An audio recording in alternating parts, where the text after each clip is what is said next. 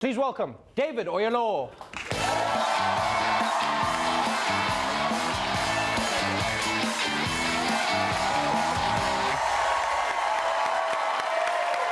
You know, some people act, but you are an actor.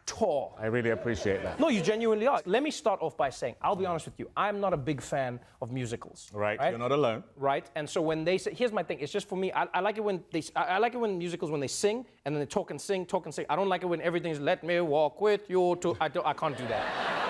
This is completely different. A lot of people will say, oh, Les Miserables, I don't, like, is that, it's the musicals. This is different. This is different. This is the story split into 6 hours, and it is one of the most gripping things I have ever watched. Well, thank you. Yes, it is an adaptation by Andrew Davies from Victor Hugo's original novel. It's a 1,500-page novel. A lot of people don't realize that's what the musical is based on. Right. And he did an adaptation, so it's 6 hours from that. When you watched this series, one thing that struck me is whenever I watched pieces of Les Miserables, I was always like, nah, this is happening whenever. Right. I know this sounds strange, but watching this series felt eerily like things that are happening today. Absolutely.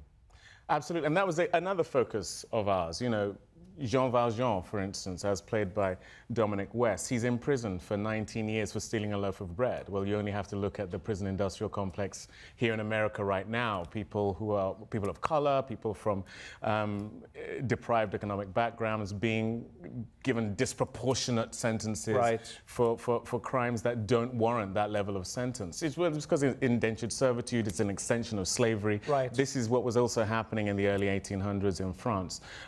You know, the gap between the haves and have-nots widening so much as we are seeing now, especially in the West. That is exactly what was going on back there. So that's the only reason to do a show like this now, is if it speaks to now. You work in Australia, but you live in the US. Yes. And your father lives with you in Los Angeles, or does he Yes. come and visit you quite a lot? No. He lives with us. Right. And yeah.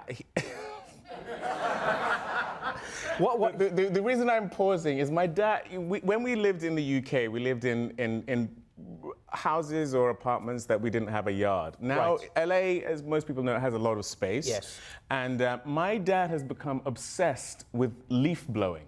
Are you being serious? No, I'm absolutely serious. So your Nigerian dad is obsessed with leaf blowers. It's crazy. If you knew Nigerians, you'd know that was really weird.